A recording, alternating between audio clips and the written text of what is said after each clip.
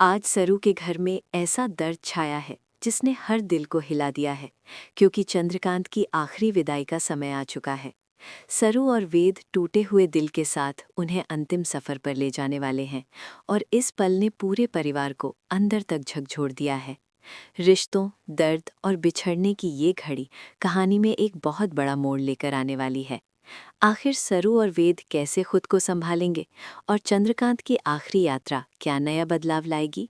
जानने के लिए वीडियो को आखिर तक देखिए और ऐसे ही दमदार अपडेट्स के लिए चैनल को लाइक, शेयर और सब्सक्राइब करना बिल्कुल मत भूलिए। सरू के घर में उस दिन ऐसा सन्नाटा था जैसे किसी ने पूरे आंगन से हंसी छीन ली हो। हर चेहरा बुझा हुआ था, हर आंख नम थी और हर दिल के अंदर एक ही बात चल रही थी कि ये सब इतनी जल्दी कैसे हो गया। चंद्रकांत, जो इस घर की पहचान थे, जो हर मुश्किल वक्त में सबके लिए ढाल बनकर खड़े रहे, आज उसी घर में उनके बिना सब कुछ अधूरा लग रहा था। सरू बार बार खुद को संभालने की कोशिश कर रही थी, लेकिन जैसे ही उसकी नज़र चंद्रकांत की तस्वीर पर जाती, उसका दिल और जोर से भरा था। उसे याद आ रहा था कि कैसे चंद्रकांत हर बार उसे हिम्मत देते थे, कैसे वो कहते थे कि घर मुश्किलों से नहीं, अपने लोगों के साथ से चलता है। आज वही बात सरू के कानों में गूंज रही थी, लेकिन इस बार वो जवाब देने की हालत में नहीं थी। उसके मन में दुख के साथ एक गहरा खालीपन भी था। उसे लग रहा था जैसे उसके सिर से कोई बहुत बड़ा साया हट गया हो। वो खुद से बार बार यही पूछ रही थी कि क्या उसने कभी चंद्रकांत को ठीक से ये महसूस कराया कि वो उनके लिए कितने ज़रूरी थे। दुख का सबसे भारी रूप वही होता है जब इंसान के पास कहने को बहुत कुछ रह जाए, लेकिन सुनने वाला चला जाए। सरू भी उसी दर्द से गुजर रही थी। वेद बाहर से खुद को मजबूत दिखाने की कोशिश कर रहा था, लेकिन अंदर से वो भी बुरी तरह टूट चुका था। उसने अपने पिता जैसे चंद्रकांत को हमेशा घर की ताकत के रूप में देखा था। जब भी कोई बात बिगड़ती, चंद्रकांत एक शांत शब्द बोलकर सब ठीक कर देते। आज वेद को पहली बार महसूस हो रहा था कि घर का बड़ा होना क्या होता है और उसका जाना कितना भारी पड़ता है। उसके सामने माँ का दुख था, परिवार की टूटी हिम्मत थी और सरू की आंखों में वो दर्द था जिसे देखकर उसका अपना दिल भी कांप रहा था। वो चाहता था कि सरू रो ले, अपना दर्द कह दे, लेकिन सरू इतनी चुप थी कि उसकी चुप्पी ही सबसे ज़्यादा चीख रही थी। वेद उसके पास जाकर बैठा, लेकिन दोनों में कुछ पल तक कोई बात नहीं हुई। कभी कभी शब्द छोटे पड़ जाते हैं और साथ ही सबसे बड़ी दिलासा बन जाता है। वेद ने बस इतना कहा कि बाबूजी हमेशा चाहते थे कि हम टूटे नहीं। ये सुनते ही सरू की आंखों से आंसू बह निकले। उसने धीमी आवाज़ में कहा कि बाबूजी ने हमेशा उसे बहू नहीं, बेटी माना। जब भी उसने खुद को अकेला महसूस किया, चंद्रकांत ने उसे अपनापन दिया। आज वही अपनापन उससे दूर हो गया था। घर के बाकी लोग भी अपने अपने तरीके से दुख को सह रहे थे। कोई पुरानी बातें याद कर रहा था, कोई उनके अच्छे स्वभाव की चर्चा कर रहा था, तो कोई बस चुप बैठा था। लेकिन इस चुप्पी के बीच भी चंद्रकांत की मौजूदगी महसूस हो रही थी। उनकी बातें, उनकी आदतें, उनका सबको एक साथ बैठाकर समझाना, सब कुछ ऐसे दीवारों में बस गया था।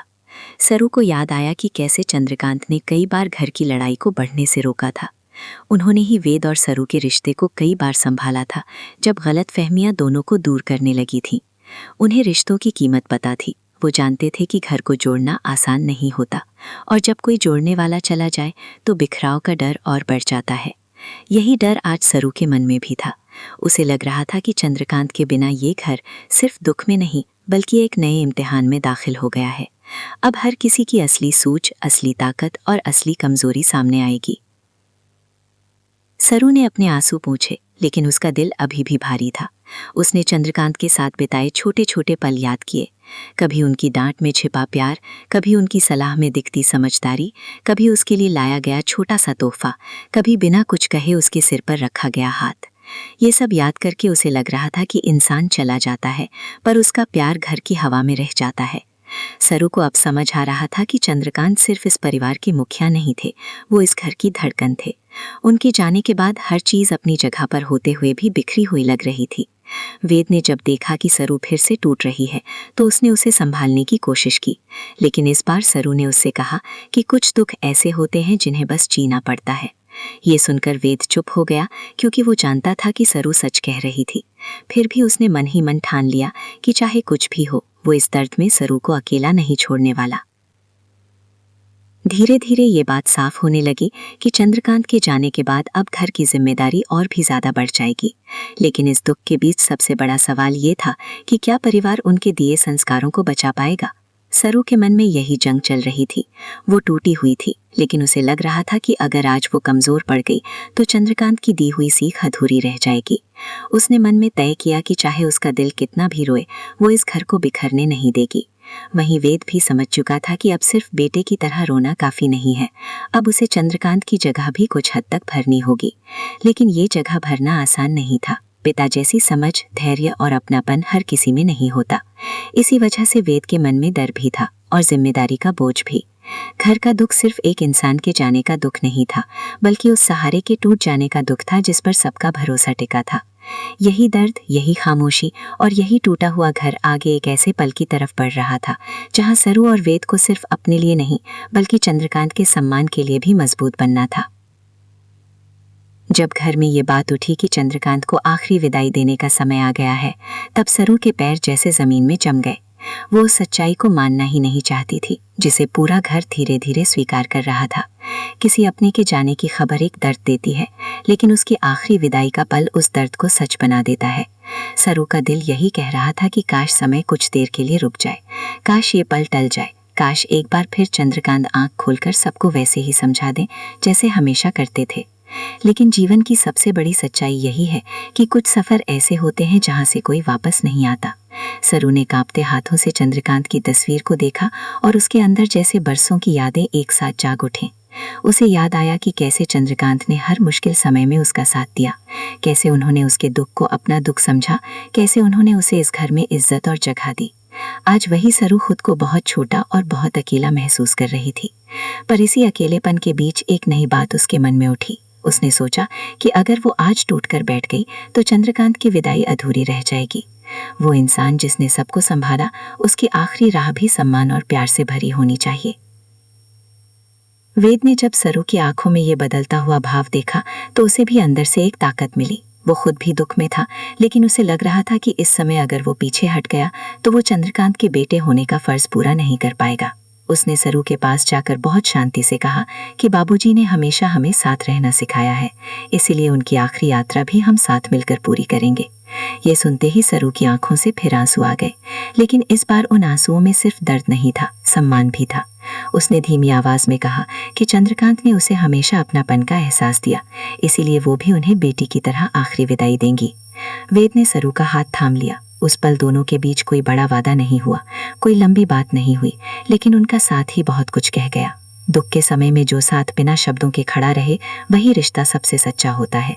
चंद्रकांत की आखिरी यात्रा से पहले सरू और वेद का ये साथ जैसे उनके रिश्ते को एक नई गहराई दे रहा था। आखिरी विदाई की तैयारी के बीच घर का हर कोना रो रहा था। कोई चुपचाप खड़ा था, कोई दुआ कर रहा था, कोई आंखें बंद किए बीती बातों को याद कर रहा था। लेकिन सरू अब सिर्फ रो नहीं रही थी, वो हर पल चंद्रकांत के सम्मान के बारे में सोच रही थी। उसे लग रहा था कि ये विदाई केवल एक रिवाज नहीं है, ये उस रिश्ते का आखिरी स्पर्श है जिसे वो हमेशा अपने दिल में रखेगी। उसने मन ही मन चंद्रकांत से बात की और कहा कि वो उनके दिए संस्कार नहीं भूलेंगी, इस घर को टूटने नहीं देंगी और वेद का साथ नहीं छोड़ेगी। उसके अंदर एक दर्द भरा साहस पैदा हो रहा था। वो जानती थी कि दुख जल्दी कम नहीं होगा, लेकिन वो ये भी समझ रही थी कि कभी कभी किसी अपने की याद को सच्ची श्रद्धांजलि आंसुओं से नहीं, उनके रास्ते पर चलकर दी जाती है। वेद भी अब पहले से ज्यादा शांत था। उसका रोना अंदर चल रहा था, लेकिन बाहर वो सबको संभाल रहा था। उसने माँ को सहारा दिया, घर वालों को संभाला और बार बार सरू की तरफ देखा, जैसे उसे यकीन दिला रहा हो कि वो अकेली नहीं है। जब दोनों ने मिलकर चंद्रकांत को आखिरी सफर पर ले जाने का मन बनाया, तब पूरे माहौल में गहरा दर्द होने के साथ एक सम्मान की भावना भी भर गई। ये एक ऐसा पल था जहां दुख ने रिश्तों का असली रूप दिखा दिया। सरू जो अब तक अपने दुख में डूबी थी, इस फैसले के बाद भीतर से थोड़ी मजबूत दिखाई देने लगी। उसे लगा कि शायद यही वो आखिरी फर्ज है जिसे निभाकर वो अपने दिल का बोझ थोड़ा हल्का कर सकेगी। वेद के लिए भी ये सफर आसान नहीं था। उसके मन में बचपन की यादें, पिता जैसा साया, उनके साथ पिताई बातें सब एक साथ उमड़ रही थी। लेकिन उसने खुद को संभाला, क्योंकि उसे मालूम था कि आज उसका हर कदम चंद्रकांत के सम्मान से जुड़ा है। दोनों के इस फैसले ने घर वालों को भी एक सीख दी कि सच्चा रिश्ता वही होता है जो आखिरी पल तक साथ निभाए। इस पूरे दर्द भरी समय में एक और बात धीरे धीरे सामने आने लगी। चंद्रकांत के जाने के बाद सरू और वेद के बीच जो दूरी कभी कभी नजर आती थी वो अब कम होती दिख रही थी। दुख ने दोनों को एक दूसरे के दिल के और करीब ला दिया था। सरू ने पहली बार वेद की चुप्पी में उसका दर्द पहचाना और वेद ने पहली बार सरू की मजबूरी, टूटन और उसके भीतर छिपी ताकत को इतने पास से महसूस किया। चंद्रकांत की आखिरी यात्रा उनके लिए केवल बिछड़ने का पल नहीं थी, बल्कि अपने रिश्ते को नए रूप में समझने का भी समय थी। दोनों को लग रहा था कि अब आगे का रास्ता आसान नहीं होगा, लेकिन अगर वे साथ रहे तो शायद हर दुख का सामना कर सकेंगे। चंद्रकांत जैसे इंसान की याद किसी एक दिन में खत्म नहीं होती, वो हर फैसले में, हर रिश्ते में, हर सीख में जिंदा रहते हैं। सरू और वेद ने उसी एहसास के साथ ये तय किया कि वो चंद्रकांत की आखिरी यात्रा को सिर्फ एक रिवाज नहीं बनने देंगे। वो उसे प्यार, सम्मान, आंसू और अपनापन से भरी ऐसी विदाई देंगे जो उनके दिल में हमेशा के लिए बस जाएगी। और यही पल आगे चलकर उनकी जिंदगी में एक बड़ा मोड़ बनेगा, क्योंकि चंद्रकांत के जाने के बाद उनका दिया हुआ साथ, उनका दिया हुआ भरोसा और उनका दिया हुआ घर बचाने का संदेश ही सरू और